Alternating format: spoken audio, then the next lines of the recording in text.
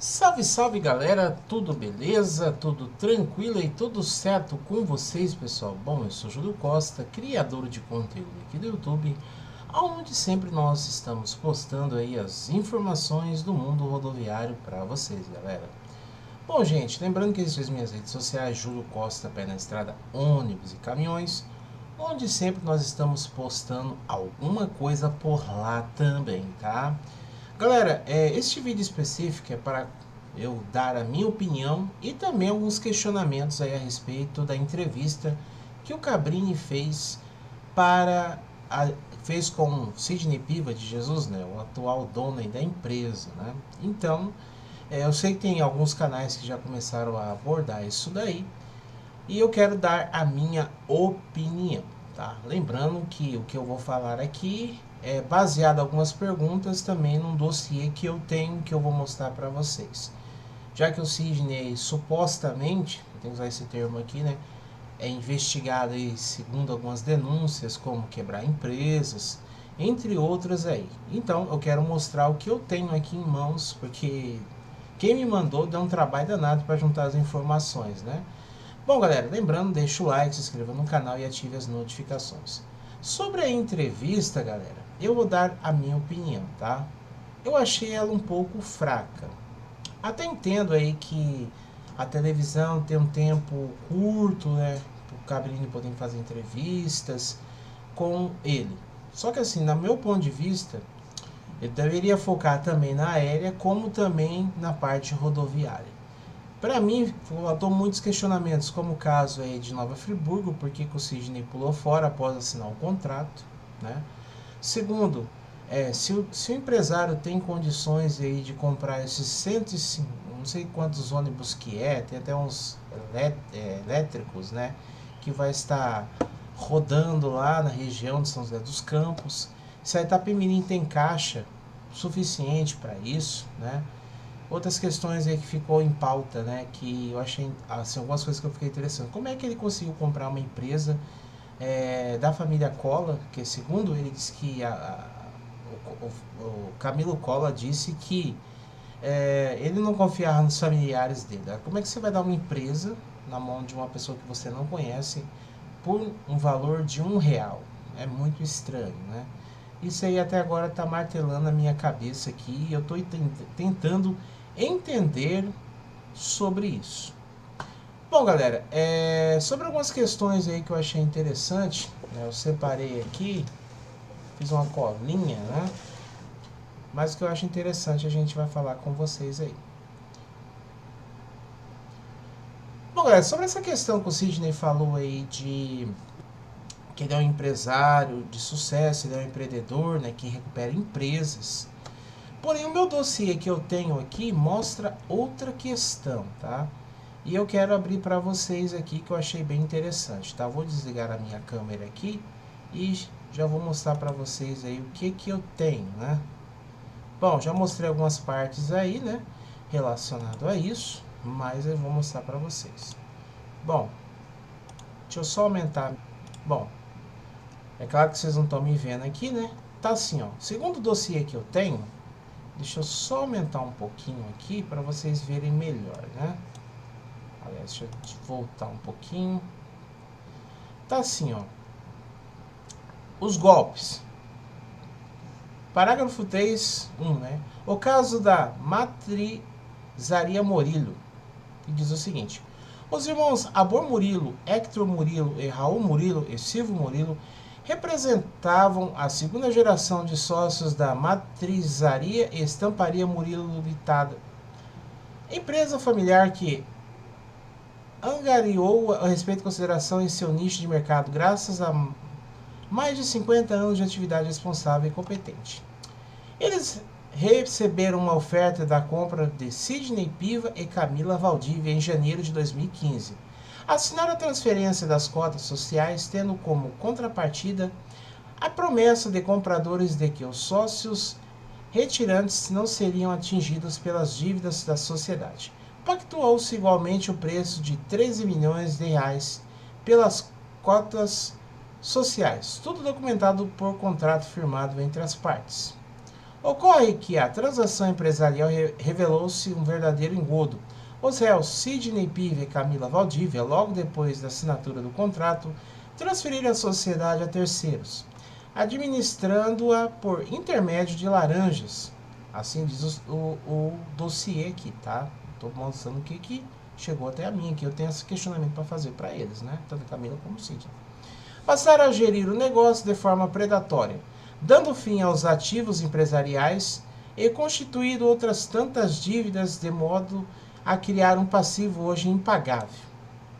Não protegeram os sócios retirantes como prometido, que passaram a sofrer cobrança de todo tipo de débitos da sociedade, tanto antigos quanto mais recentes, até os posteriores à sua saída. Olha só, isso aqui é muito assim, intrigante, né?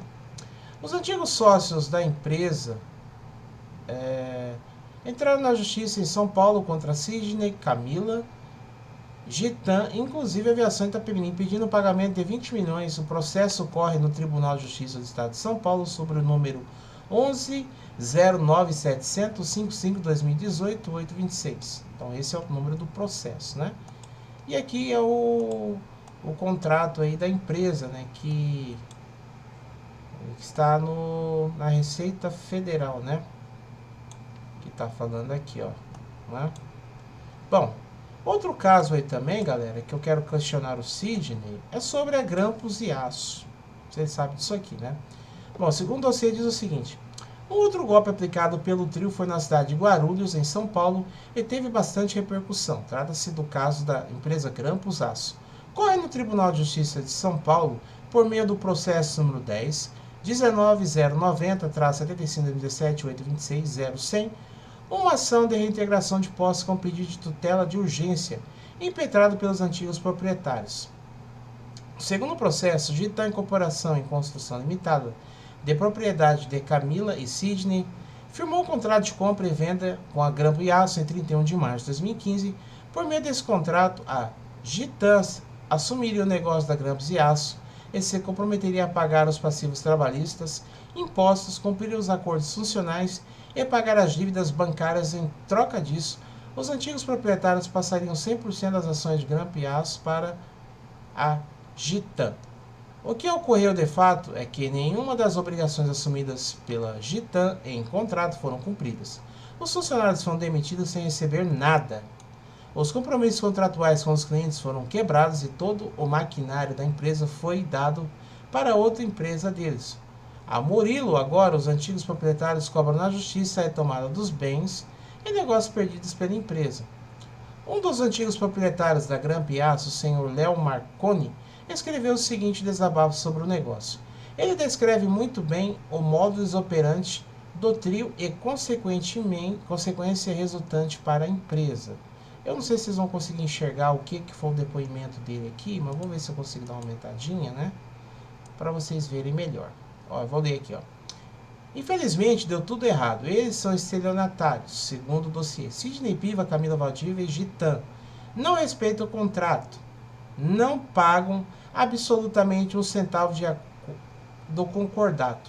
E, além disso, ao contrato da venda se compromete a substituir as garantias pessoais e honrar todo o passivo. Nada fizeram. Hoje estou sendo executado pelo Banco do Brasil e por 2 fornecedores aos quais tinha dado garantia pessoal. Eu tinha em meu nome o galpão da filial em Betim, que valia por volta de 12 milhões, e foi pego pelo Banco da Iacoval por uma dívida de 2 milhões. Eles não dão a mínima, transfeririam todo o maquinário para o galpão da empresa Murilo, transferindo para lá bastante funcionários. Eles perderam quase toda a clientela, Volkswagen, General Motors, Bosch e Valeo e outros. Pela informação que obtive de um funcionário que ainda está trabalhando, lá somente a Fiat ainda continua comprando. Aqui a Fiat ainda continua comprando, mas parece que até o final do ano vão cancelar todos os contratos. Dispensaram muitos funcionários sem pagá-los, de modo que estou tendo mais de 400 processos trabalhistas, não somente dos funcionários da Grampos e aço, mas também de funcionário de outras empresas adquiridas por eles. Murilo, Alpitec, Procarta, com as quais nada tinha a ver, mas infelizmente os advogados estão arrolando o meu nome e dos meus ex-sócios nestes processos. Você pode ver na internet a totalidade de processos trabalhistas e execuções em andamento. Acho que um dos processos é da sua empresa. Nós contratamos o escritório de advocacia Riggs Cruz, advogados associados, que está tentando processar os compradores. Mas pelo que entendo, não vão obter nenhum resultado. Não acredito que eles tenham competência para levar para frente. Mas meus ex-sócios têm ainda confiança.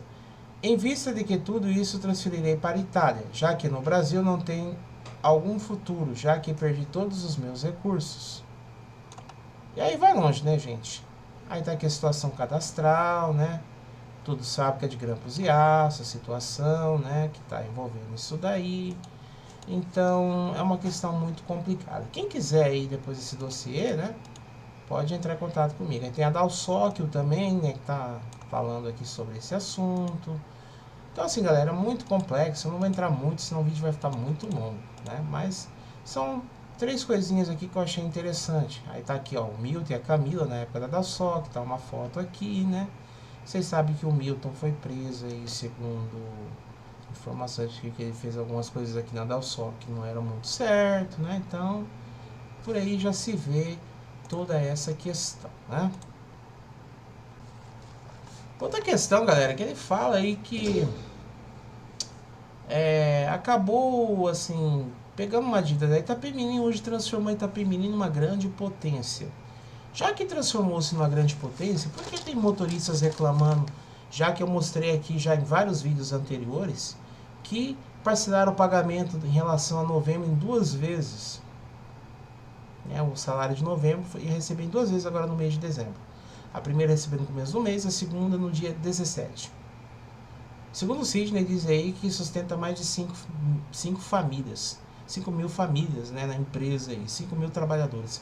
Eu queria saber por que quando os funcionários da empresa saem de férias, eles não recebem. Tanto é que tem amigos meus que estão saindo da empresa por causa disso, né?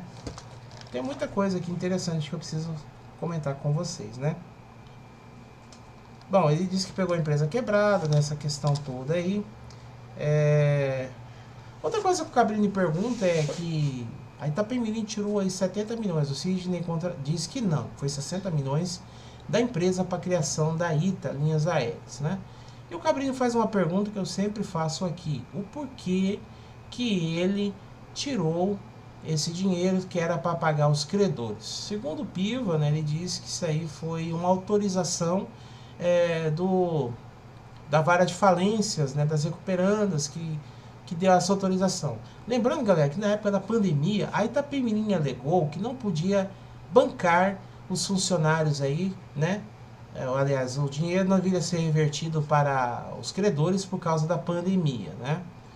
E aí, galera, nessa época que eu mostrei aqui um print, foram feitos vários depósitos de 300 mil reais envolvendo aí a Sil, né, que é a esposa dele, a Silvana, e também aos advogados da empresa, né, que, diga-se de passagem, que foi um dinheirinho até alto, né, uns honorários bem caros.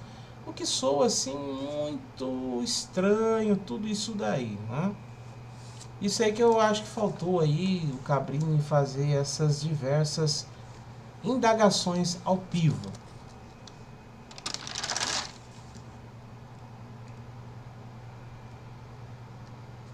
Outra questão aí que o Cabrini falou que eu achei interessante. O Cabrini pergunta assim se a empresa vendeu algo que poderia oferecer, né, como as passagens aéreas aí. O Sidney disse, não, sim, poderia ser vendido. Mas como uma empresa vai operar 300 voos antes do final do ano, aí, no mês de dezembro, no caso, né, com apenas 7 aeronaves, e foram 45 mil pessoas prejudicadas? Assim, galera, como é que eu posso vender além do normal de vendas de passagens, se os meus aviões não comportam todo esse monte de aglomerado de pessoas? Isso é impossível, né? 7 aeronaves para 45 mil pessoas. É muito complicado, né? Como é que consegue?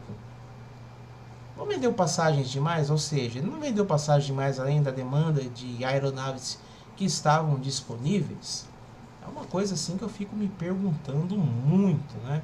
O porquê disso. Outra coisa aí também que me chamou a atenção, que nessa entrevista aí, quando o Cabrini começou a apertar o homem, ele começou a ficar vermelho,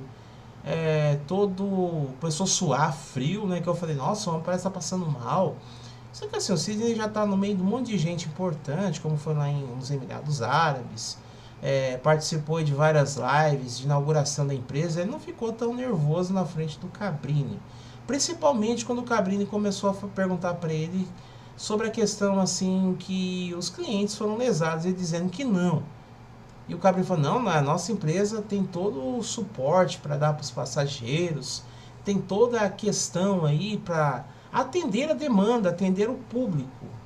E o homem começou a ficar nervoso, né? Falou, não, nós temos condições, a Itapemirim tem condições. Só que na realidade nós vimos que não foi bem assim, né? E ele também fala que parou a empresa por causa da Orbital. Ora, a Orbital, segundo aí a nota, né, desde setembro que não está recebendo, ou seja, faz setembro, outubro, novembro, dezembro, 4 meses sem receber. E o valor aí é de 12 milhões. Ou você acha que todo mundo é obrigado a trabalhar de graça? Então é bem complicado, né? Outra questão aí que ele fala, né? Sidney fala que alimenta 5 mil pessoas da empresa. Só que tem gente que não recebe, não está sendo depositado FGTS. Vários veículos aí da série 20, que eram carros comprados, não estão sendo pagos. Há informações que aluguéis de garagens também não estão sendo pagas em alguns lugares do Brasil, né? Que muitas garagens foram vendidas, então eles precisam alocar algumas garagens. O pessoal me informou que a empresa não está pagando esses aluguéis, já tem algumas que já estão até com ordem de despejo. Ou seja, a empresa assim, eu não tô prometendo o que tá falando, né? Outra questão que ele fala também, galera, é que ele não ganha nada da Itapemirim faz um ano e pouco, né? Ele não ganha salário. Ora, como é que pode um dono de uma empresa não ganhar o salário que administra? Eu achei muito estranho isso daí, cara, fora de série. Eu achei muito estranho, muito mesmo. Bom, galera, isso aqui foi alguns pontos que eu vi aí, que eu achei necessário a gente trazer para vocês, tá? Eu fiz o vídeo de forma bem resumida possível para vocês entenderem. Então, assim, três dessas questões, essa Moritraísa, né, que levou um golpe, segundo o dossiê que eu tenho aqui. Também a questão da Grampus e Aço e da Dalsóquio, né, que até o Milton foi preso na época aí, por causa de algumas questões, segundo o laudo da polícia, de estelionato, né. Olha, é complicado, né, cara? Bom, essas são as informações que eu queria trazer para vocês. Então, um forte abraço, Deus abençoe a todos e eu fui.